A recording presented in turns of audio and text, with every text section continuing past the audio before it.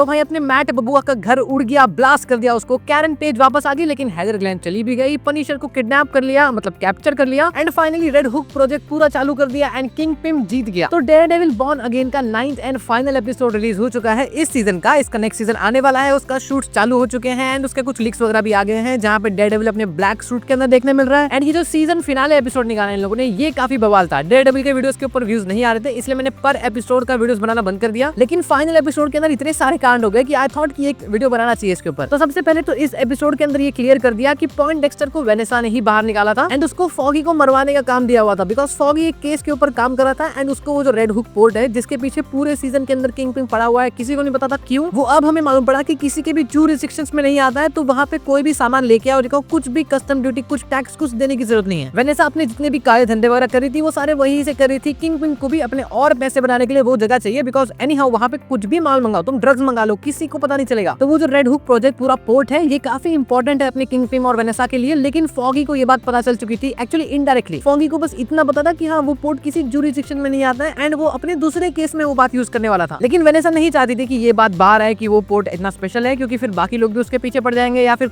कुछ भी हो सकता है। सिर्फ इस वजह से उसने बुलजाई को बाहर निकलवाया और फॉगी को मारने को कहा, क्योंकि अल्टीमेटली उसको पता ही था कि फॉगी का बेस्ट फ्रेंड डेयरडेविल है, तो वो डेयरडेविल आके बुलजाई को रोक के वापस जेल में पीट ही देगा। And on the other hand Wilson Fisk, जो इतने पूरे सीजन के अंदर अच्छा बनने की कोशिश कर रहा था कि मेरे को ये सिटी की चिंता है भाइयों, तुम समझ क्यों नहीं रहे, मेरे को सिटी पसंद है, मेरा कुछ फायदा नहीं है, ऐसी हरकतें करने वाला बंदा अब यहाँ पे हमको क्लियर हुआ कि हाँ ये बस अपने फायदे के लिए कर रहा था। एक तरीके से ये समझ लो कि विल्सन फिस्क हमेशा से ही किंगपिन था, वो कभी भी वापस से अच्छा बना ही नहीं था। उसका मेयर बनके अपने तरफ लोगों को करने का, उनके लिए थोड़ा बहुत काम करना, जैसे सड़कें बनवा देना, ये सब चीजें करने का एक ही मोटिव था कि जनता उसकी तरफ हो जाए। फिर उसके बाद कैसे भी वो मैनिपुलेट कर लेगा उन लोग को, अपना रेड हुक प्रोजेक्ट का काम निकलवा लेगा, विजिलेंटिस को मार देगा, उसके मन में जो आएगा वो करेगा। एंड इस एपिसोड के अंदर यही सारी चीजें होती है। किंगपिन को बस एक बहाना चाहिए था कुछ ना कुछ करके विजिलेंटिस को मारने के लिए। पिछले एपिसोड के अंदर बुलजाई ने उसके ऊपर गोली चलाई, लेकिन वो बच गया बिकॉज डेयरडेविल बीच में आ गया। लेकिन इस पूरे कांड की वजह से किंगपिन को मौका मिल गया कि अब वो विजिलेंटिस को ठोक डालेगा। उसने पूरे न्यूयॉर्क में कर्फ्यू लगा दिया, लाइट वाइट बंद कर डाली। उसके जो टास्क फोर्स वाले लोग थे, एंटी विजिलेंटी टास्क फोर्स वाले, वो लोग रोड पे उतर के किसी को भी गोली मार दे रहे हैं। एंड किंगपिन की हरामियत यहाँ खत्म नहीं होती है। वो अपने राइट हैंड बक रहता है ना, उससे बात करता है कि भाई देखो भले ही मेरे लिए मैट ने गोली खाई है, लेकिन कमजोर होगा अभी,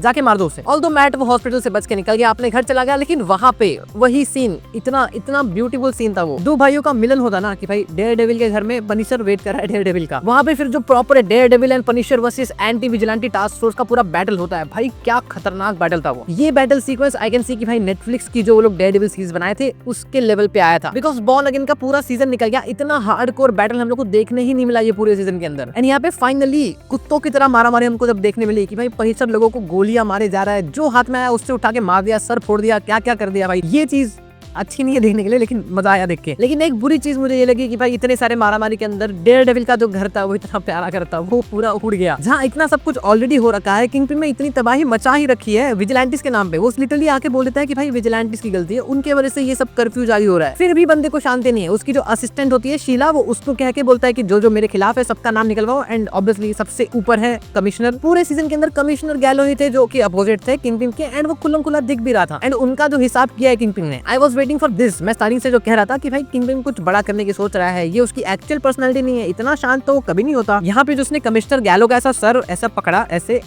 था, जो ऐसे उखाड़ दिया उसने लिटरली। भाई वो चीज मैं इतने टाइम से सोचता था कि ये चीज करने पे कैसी होगी, यार यहाँ पे दिख गया। लेकिन यार बहुत बुरी तरीके से मरा कमिश्नर गैलो, उस बात पे हंसना नहीं चाहिए, लेकिन मजा तो बहुत आया। एंड भाई हेदर ग्लेन महिला लोग के बारे में क्या करा जाए समझ नहीं आता। बंदा जो कहे अपोजिट ही क्यों करना है। स्टार्टिंग से ही हेदर को मैट कह रहा है कि भाई किंगपिन अच्छा इंसान नहीं है, उससे दूर रहो, लेकिन अपने पता नहीं क्यों महिला मित्रों को इतनी दिक्कत होती है कि नहीं, पुरुष की बात माननी ही नहीं है। वो औरत लिटरली किंगपिन के टीम में ही चली गई।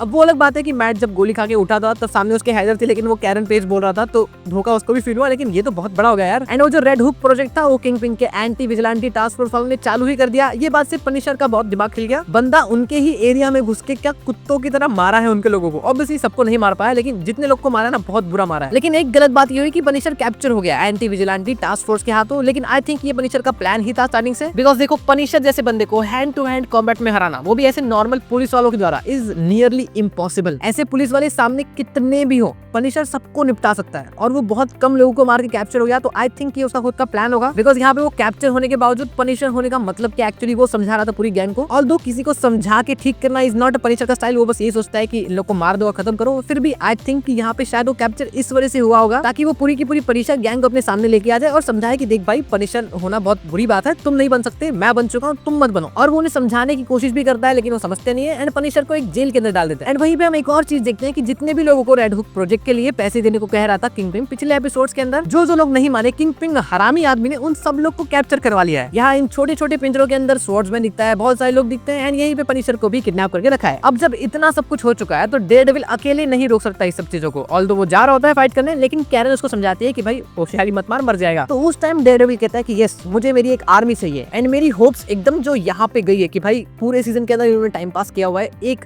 प्लीज ये हो जाए। I was literally thinking about Defenders की भाई Luke Cage, Jessica Jones, Iron Fist, ये सब लोग आ जाएंगे एंड मिलके ये लोग भिड़ेंगे नेक्स्ट सीजन के अंदर। एंड इफ डिफेंडर्स नहीं तो मैं एक और टीम के बारे में सोच रहा था। आई नो वो चीज पॉसिबल नहीं है बिकॉज आधे से ज्यादा कैरेक्टर इंट्रोड्यूस ही नहीं हुए वो टीम के, लेकिन फिर भी एक छोटी सी होप मेरे मन में आई कि क्या ये लोग मिडनाइट सन्स के बारे में बात कर रहे हैं। ऑब्वियसली नॉट, ठीक है, बहुत सारे कैरेक्टर्स मिसिंग है, ब्लेड नहीं है, बहुत सारे लोग नहीं है, ठीक है, लेकिन फिर भी क्या पता टीज कर सकते हैं, कुछ ना कुछ करके मून नाइट ला दो, पनिशर तो है ही, डेयरडेविल भी हो गया, स्पाइडरमैन को कुछ करके ला दो, तो एक मिडनाइट सन्स छोटा मोटा तो बन ही सकता है। लेकिन आई नो कि सोनी स्पाइडरमैन नहीं देगा बिकॉज उसको मॉर्बियस जैसी बड़ी पिक्चर बनानी होगी, लेकिन फिर भी एक रे ऑफ होप स्टोरी मन में आई थी। तो जो इतना पूरा विश्वास टूटा है मेरा, तुमको को पता है कौन है टीम डेयरडेविल की? डेयरडेविल खुद, ठीक है, वो बहुत कुछ उखाड़ सकता है। Next is Karen Page. Wow, कुछ अनजान पुलिस ऑफिसर चेरी, ये बुड्ढा नहीं बोलते लेकिन चेरी, जोजी इस बार की, ये जोजी एंड ये कोई एक डिटेक्टिव किम, ये लोग रोकेंगे anti vigilante task force. Really देखो, वी ऑल नो कि नेक्स्ट सीजन के अंदर एक दूसरी टीम आ जाएगी। बनाना है, इतना बुरा मत बनाओ कि इंसान पकड़ ले। ये लोग जो इतना बुरा हम लोग को बनाने की कोशिश कर रहे हैं ना कि हाँ अभी बिलीव कर लो कि ये टीम है उसकी, आगे नेक्स्ट सीजन के अंदर तुम लोग को सरप्राइज देंगे। देखो हमको पता है कि ये टीम नहीं वर्क करने वाली एंड सबसे बड़ा सरप्राइज तो तब हो जाएगा कि नेक्स्ट सीजन के अंदर डिफेंडर्स या मिडनाइट सन्स कोई भी टीम नहीं है, एक्चुअली इस ही टीम ने मिलकर सब कुछ खत्म कर दिया। अगर ये हो गया ना तो मैं डेयरडेविल क्या कर सकता हूँ, मैं कुछ नहीं कर सकता, फक। तो यस, इसी के साथ पूरा का पूरा डेयरडेविल बॉर्न अगेन सीजन 1 खत्म हो गया 9th एपिसोड के साथ में, है ना। एक मिड क्रेडिट सीन भी था इसके अंदर जो कि काफी ऑब्वियस था कि अपना पनिशर एक बंदे का हाथ तोड़ के वो केज में से, मतलब सिर्फ अब तक तो सिर्फ हाथ तोड़ा हुआ दिखाया है, लेकिन केज में से ऑब्वियसली वो भाग गया होगा। तो देखो, इट इज वेरी सिंपल कि यू कांट कैप्चर पनिशर, ठीक है, तुम जैसे लोग जो एक सिर्फ पुलिस वाले हो, यू कांट, ये बात मान के चलो। तो अब एक तरीके से ये मान सकते हैं कि पनिशर उसका हाथ तोड़ के वहां से भाग के निकल चुका है। अगर नहीं भी निकला तो नेक्स्ट सीजन में निकल जाएगा, कोई बड़ी बात नहीं। तो बस इसी के साथ ये हफ्ते की जमात खत्म हुई एंड पूरा सीजन देखने के बाद आई कैन सी कि नेटफ्लिक्स वाले डेयरडेविल का अभी भी एक अपर हैंड है, बिकॉज ये पूरे सीजन के अंदर एक्शन के ऊपर फोकस करने के बजाय ये लोग ने काफी मतलब ठहराव के साथ चलने की कोशिश करी, जो कि अच्छा भी था। लेकिन अगर तुम प्रॉमिस कर रहे हो एक डेयरडेविल, एक पनिशर, तो फिर बिना खून खराबे की बात नहीं चलती है। तो अब बस ये होप कर सकते हैं कि नेक्स्ट सीजन के अंदर हम लोग को भयंकर खून खराबा देखने मिले, जिससे कि डेयरडेविल पनिशर वाली फीलिंग वापस आ जाए। बाकी तब तक तो सिर्फ वेट ही कर सकते हैं। तो फिलहाल इस वीडियो के लिए भी इतना ही। Thank you for watching the video. पसंद आया तो फिर लाइक करना, शेयर करना, सब्सक्राइब करना, कमेंट कर देना। I will see you in the next one.